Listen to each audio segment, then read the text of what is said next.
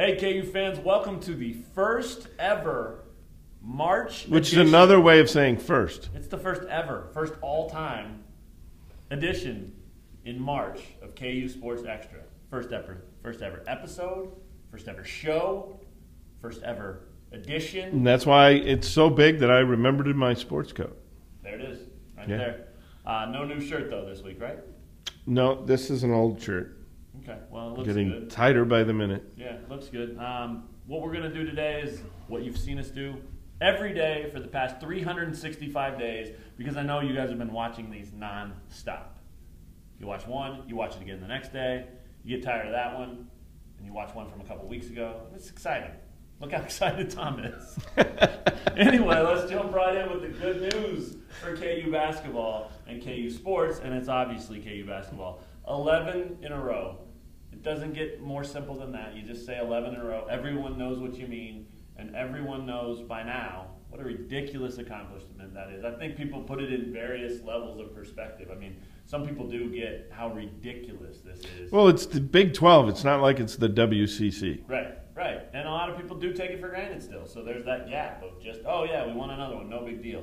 But it's enormous. It's absolutely enormous, and what a way to clinch it. I mean, they had already wrapped up a share since Oklahoma lost on Monday night, but the outright titles mean more to everybody. I think they used to take it for granted. I think the last couple of years they haven't for two reasons. One, the number 10 is just a freakish league. Yeah. It's just a crazy number. It's crazy. Crazy. And now once you get to 10, you're thinking, how long can they keep going? And I think the fans are really into this streak. Yeah. So in that way, I think it's a positive that they don't take it for granted anymore. Is there any correlation? Tiger Woods, right? Chasing Jack Nicklaus all this time for majors. What's 18 that Jack has? Yes. Tiger's got 14, something like that. So is there any correlation there? Because this is now Kansas with 11 chasing UCLA, the Jack Nicklaus of college basketball, which has 13. They're right there. I mean, they're right on the doorstep. They don't get as many shots as Tiger does, but I think everybody watching this is hoping there's no correlation because Tiger blew up. Yeah, and good point. He's not been playing well, and it doesn't look like he's going to catch Jack Nicklaus. I think he's got to worry about 15 if he has 14 before he can worry about 18. And it does look like KU might catch UCLA. They might. Yeah. And then they can set their sights on catching them for NCAA titles. There's a little bit of other good news. Let me jump on that before I pass the bad news to you. Okay. And there's a couple of things that I'm noticing with this basketball team, and that's there may be a little toughness developing. I think this team has lacked toughness both mentally and physically all year, but I think the last two games, a hard-fought victory over Texas that came down to the wire, and obviously the comeback victory over West Virginia in overtime, they showed some toughness to win both of those games, and I think that it's a gritty bunch if that's what you're getting at. Yeah, well, I wasn't going to say it that way, but I'm not afraid to hear it that way. I think that's right. I mean, it is. I think, and it's a good thing because it's not like they're a great bunch of players. Yeah, right. And I mean, it's not natural. This team doesn't have natural toughness. There's not a Sharon Collins, a Thomas Robinson. They don't have that natural toughness. I think Frank Mason. I think he's stout. But I don't know. You're right. That could be argued for sure. But as a team, it doesn't go much farther than him. So Wayne Selden's tough. Yeah. I don't think he's as skilled as anybody thought, or maybe not even as athletic as most thought. Right. That's true. But either way, my point is, with guys that maybe aren't naturally tough, you can list off as many of those guys as we want to. If you have a couple games like that in a row, you start to think, okay, maybe we are tough. And then you believe it, and then you start being it, and that could be happening with this team. And I think the other bit of good news is just that Jamari Traylor resurrection. I mean, he played a fantastic game. He sure against did. West Virginia. And, you know, Coach Self said, hey, hopefully that's a little bit of a aha moment. Maybe he's going to take off with his confidence from here. And he's shown peaks and valleys throughout his career and certainly throughout this year. So if that toughness is actually here, and if Jamari Traylor actually has arrived at the point where he's going to finish the season the way he should have played it all along, that's only good news. It's a significant upgrade at a time when they really, really need it, with Cliff Alexander in limbo and NCAA limbo and other factors. Absolutely. So the bad news is? one of those other factors, the paramount one. Perry Ellis sprained his knee, and, they think they'll have him back, but who knows with a sprained knee. And I think they'll have him back for the NCAA tournament, maybe even the Big 12 tournament. Yeah. But, man, he was just playing unbelievable basketball. He was playing better than anybody in the conference, better than just about anybody in the nation. And then he sprains his knee. Tough break.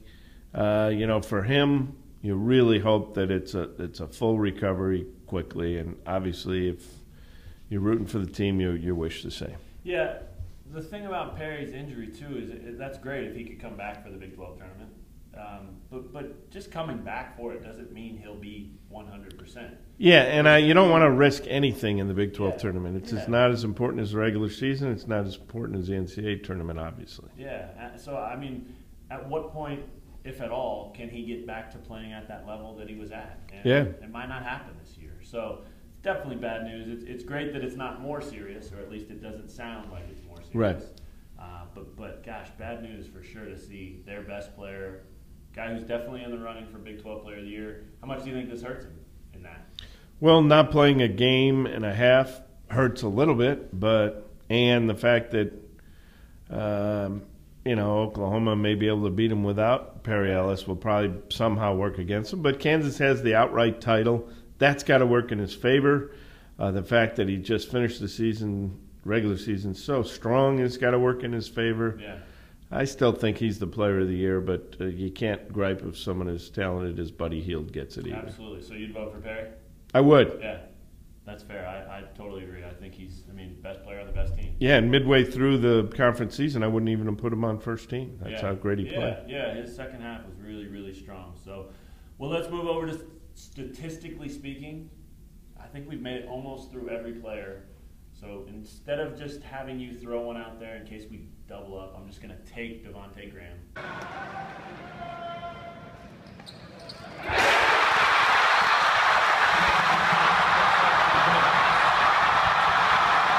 Good stat, bad stat. Let's go for good. First of all, after a 6-game stretch in which he made just 2 of 12 shots, the guy is 11 for his last 17 in the last 4 games.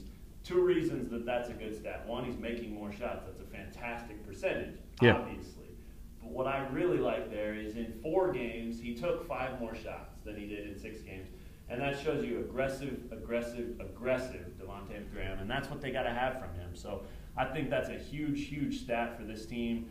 It's a huge stat for Frank Mason. And I think it won't surprise me at all if those guys play together a lot more, especially with some of these injuries popping up and with Cliff out of the lineup, too. Yeah, and there's certain situations where it makes sense to have them both out there. And it's if they're both playing well, that presents a lot of problems for a lot of backcourts. Yeah, the bad stat is kind of tied to that.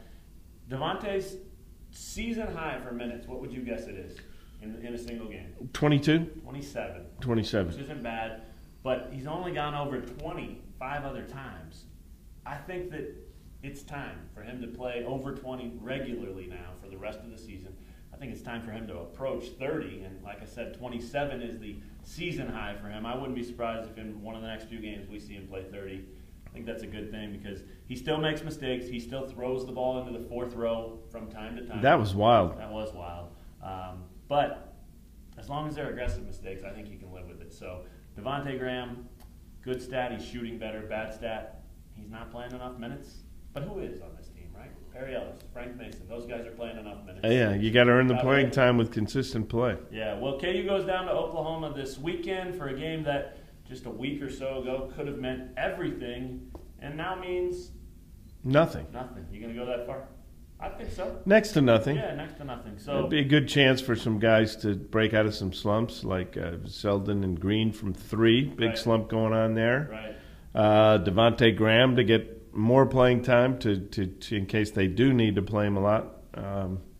No game is meaningless. There's a lot of things you can try to do here, as well as trying to win, which of course they're going to do. Yeah, a big topic of conversation that some people have asked.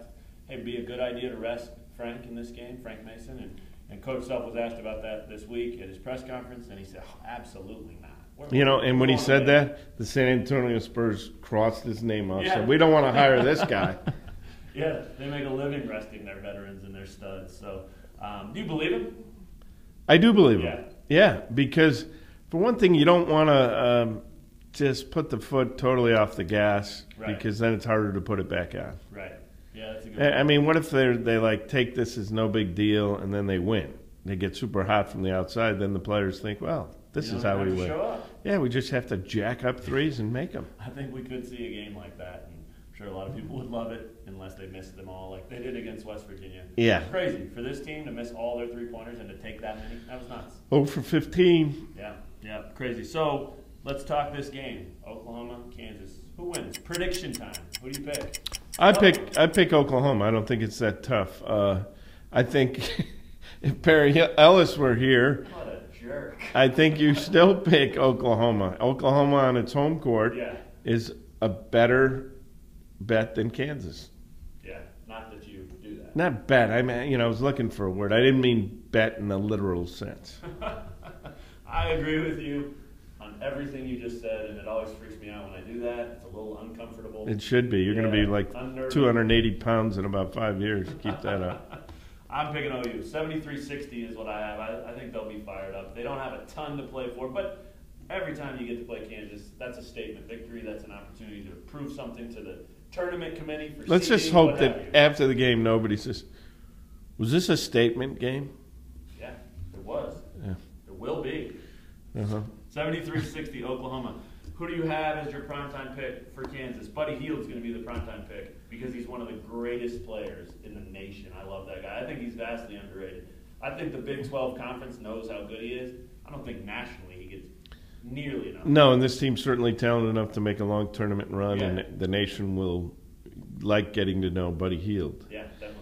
I'm a positive, optimistic guy by nature. Definitely, everybody knows that. So I'm going to go with Jamari Traylor, thinking maybe this last game, the confidence he got from it, will steamroll him onto the type of stuff he did last year against Eastern Kentucky. Yeah, and let me ask you that. In order for your primetime pick or whatever to look good, to look like a solid pick, what does he have to do in this game against OU? He has to have winning body language, number one. If he screws up a play, next play. Right. He's been in this program for 4 years. He knows that's the deal. He's got to play super hard and be engaged and bring unbelievable energy. And I think he's a better shooter on the 15-foot shot than he realizes. So he's got to get in a mental frame of mind where he can pretend he's at practice when he gets that open footer and just hit it. I think that would do wonders for him. Yeah, so he doesn't have to do the overtime dunk like he had against West Virginia. It doesn't have to be loud. It just has to be solid. Yeah. And that was loud. That was a great dunk. Big-time dunk. And a great pass by Wayne Selden. Who is, a fantastic passer. The one consistent thing we've said about Selden all year, I think, is he's a great passer. Yeah. So he should do more of that. My primetime pick, Kelly Oubre. I think that with Perry Ellis out of the lineup, with Wayne Selden with a bit of an ankle injury that, he'll play, but who knows how injured he is, who knows how serious that will be. I think Oubre's really been that guy that's come on right there with Frank Mason and right there with Perry Ellis. He's been a guy that can attack the rim, done that a lot more. Against Oklahoma the first time, he had 19 points against them at Allen Fieldhouse. I think he kind of channels that and goes out and finds a way to get to the rim, get to the free throw line, and has a good game. Kind of feeling like, okay, look, it's my time to pick up some slack for our guys that aren't in the lineup. Well, I'd like to see him play some power forward in this game. Perry Ellis is out. Cliff Alexander's out. I think the closer he plays to the basket, the better he is because he's got such long arms. He's got a good quick jump. He may like playing closer to the basket because he's so active he's going to get some things done in there. There's one other thing you would like to see, and it involves Brandon Green. It's a little bit of a reach. It's a little bit of a harebrained idea. No offense, but I'd like you to talk about it because I think it's interesting, and I think a lot of people are probably having similar thoughts. It'd be fun just to see him jack up 30 shots in a game and maybe just get his slump out of the way, even if it's with the first 29. Yeah. Over 29. Shoot it again. But it would be cool to see what he could do if he just told in a game, just sort of as an exhibition to see if they need to go to this to come back from a big deficit some games. Yeah. Brandon, every time you touch the ball, we want you jacking it. How many of those 30 do you think would be three-pointers? Probably 22. Okay. And you'd make 25. 9 of them. Not bad. Yeah. Yeah. That's 27 points right there. And going to the free throw line. Not bad. another 6 points on 2-pointers. That's 33. Maybe 4 for 4 from the line. 2 for 2. Okay. I got way out of control. My bad. So he ends up with 35. There you go. I think it was more than that, wasn't it? 27 plus 6 plus 2. Yeah. We can do math. We've proven that in past episodes. Yes. Yeah, we've proven that. All right, well, real quick, viewer comment time. You know what? If you want to comment, have it read here. Hit us up. Twitter, at KU Sports. The hashtag is AskExtra, or email our whiz-bang behind the camera, basmith@ljworld.com. And this week we got a few comments that were very similar. So I'm just going to kind of throw it into the same realm here. A lot of people wanted us to talk about Bill Self and not just the 11 titles at Kansas, but his incredible run as a head coach, going back to Tulsa, going back to Illinois. The guy's never finished third or below third in a conference season. And one time he finished second here at Kansas.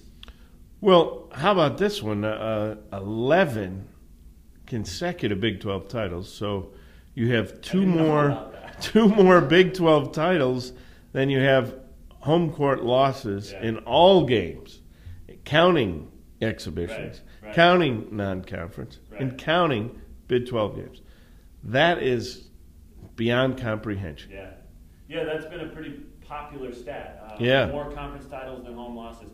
Well, given the fact that he's never going to lose at home again, having an 11-9 lead now is just ridiculous. You know, that's a 2-game gap instead of just the one. I'm telling you, if they didn't lose that game to West Virginia, they're never going to lose at the Fieldhouse again. That was ridiculous. Well, they had no business winning that game. They were dead in the water. You know what? It wasn't as well played a game or as dramatic a game as that Missouri game, but you are thinking about that Missouri game when you're watching this. And in the second half, or especially late in the game, Frank Mason kind of reminded me of Tyshawn Taylor, who just methodically got to the hoop and used his great quickness and just not trying to get 10 points at a chunk, knowing it's 2 points at a time. And both guys did a terrific job. Amazing. Yeah. Fearless Frank. Love that. Fearless Frank One of your Mason. best. One of your best. All right, well, thanks for the comments again. basmith@ljworld.com, at KU Sports on Twitter, or hashtag AskExtra. Let's finish it off with the obnoxious man in sports this week. Your obnoxious man, Mr. Keegan. Well, you're not going to like this, which is part of the reason I picked this. I already love it. My most obnoxious man in sports this week is Peyton Manning because. Oh no! Have you picked him before? He pared his salary down from $19 million to $15 million. What a great guy! Should have gone all the way down to $3 million because the only reason he's playing is to get a title. Right. So you still get $3 million. Is that the veteran minimum or something? Or you just throwing that out there. I'm assuming. Yeah, I'm assuming that the veteran minimum isn't any higher than that, is it? Or? No. Okay. It should be. So that gives you frees you $16 million from last year's salary, or even $12 million from the $15 million he went down to. That puts you well on your way to adding Ndamukong Suh to the Broncos roster. Do you have a better chance of winning the Super Bowl with Ndamukong Suh and Aqib Talib in the same locker room? Or do you have a worse chance? It might be worse. In the same locker room? Those guys could go nuts. Exactly, but they'll go nuts on the opponents. Yeah, well, that would be the hope. But Wouldn't you like to see Peyton Manning doing? I'd like to see them have enough money to pay Chris Harris that extension. So that's all I care about. If that's what they need, Peyton Manning needs to drop to $3 million so Chris Harris can get paid like he deserves. Well, I'm all for Chris Harris getting paid like he deserves, but how about bringing on another superstar to give him a legitimate shot at winning the Super Bowl? Yeah, I'd be okay with that. I mean, I agree. I mean, there might be another free agent out there that might be better, but it seems to me the defense could use a little nastiness. You just wanted to show off your pronunciation, though. I think that's Ndamukong Suh? Yeah. And I love that guy. Well, I like Sviatoslav Mihailuk better, but Either way, fantastic job of enunciating and pronunciating. Just the best in the business right there. I thought maybe you'd pick Peyton before, but maybe we just talked about him a lot on Broncos Extra. No, I never have thought of him as obnoxious. Okay. But I think maybe when the coach got fired, Yeah. maybe I picked him. The most obnoxious man in sports. Who you got this week? John Elway. It really blows my guy out of the water because I was going to make a big deal about the first two-time selection for most obnoxious man in sports, but we might have had the first and the second. Wow. Because I'm going back with Marshawn Lynch, the Seattle running back, who once upon a time I got on here and ranted and raved about him not talking to the media and showing up and saying the same tired line and thinking that makes him look really cool and sending such an awful message to young kids that are going to be interviewed as they go on in their careers. I thought that was really obnoxious. Well, this is the complete opposite of that. He was in Turkey recently, the country. Yeah. And he did a 27-minute interview with Turkish media. Wow. Well, In English or in Turkish? In English. And he did it for two reasons. One, just to be that guy. He just wanted to be that guy. Yeah. But the frustrating part, other than him just trying to show how cool he is and bring the spotlight back to him, is that in that 27 minutes, he gave some great insight and some great information. He finally talked about that final play of the Super Bowl. He finally said what he thought about it. He finally opened up about his future as a player with Seattle and what that meant to him and all this stuff. It was a good interview, and there's no reason he couldn't do that during the media day at the Super Bowl. There's no reason he can't do that with the local guys who cover him on a daily basis and have made him, his play has made him a big-time player in the fans' minds and all that. But these guys that do front-page features on him and spreads and blow him up as this big-time player, those guys deserve it. They're just doing their jobs. They did, and I don't like it when players don't talk to the media, but what's even way more horrendous is if, like, the NFL had said, well, there aren't going to be any player interviews. No, the NFL requires these guys to do it because the NFL knows about promotion, the value of it. They find guys who don't show up. Because then if you get to programs that don't make players available to the media, you start wondering, what are they hiding? We're going to take just the coach's word for what's going on in those practices in this time when, Mark Mangino got fired for his supposed mistreatment of the players. Sure. He didn't keep them from talking. If he really were doing such awful things, wouldn't he have just not let the players talk at all for fear that they're going to let the cat out of the bag? So you never know. Yeah, I don't know. That's just so strange that he got fired. And you'd think if there was really bad stuff going on, he would have just not allowed any players to talk to the media. Sure. Well, 27 minutes with Turkish media. I think that's pretty obnoxious. Which pales in comparison to the length of today's KU Sports Extra. So watch it back in slow motion. You can get it to 45 if you're really trying to kill time. If you're not, and you come back next week, we'll really appreciate it. Thanks for checking out this episode of KU Sports Extra, the first one in March. And from here on out, it's tournament time, Big 12 tournament time, NCAA tournament time. It's going to get real serious in a hurry. We got a lot of big plans for the next couple weeks, so check back. And as always, stay tuned with KUsports.com throughout the week. And just the last thing, nothing on Gary? No. There's some things that could come out, and we'll share those if they do come out. And I'm not going to promise you that it's going to make it any easier to get Gary to come on KU Sports Extra. I don't overpromise. Okay. Well, we're going to keep trying. That's the only thing we can promise you. We don't know math. We're not very bright. We can't remember if we've picked players or not. But we do know, and we can promise that we're going to keep going after Gary Bedore for you. We'll talk to you guys next time on KU Sports Extra.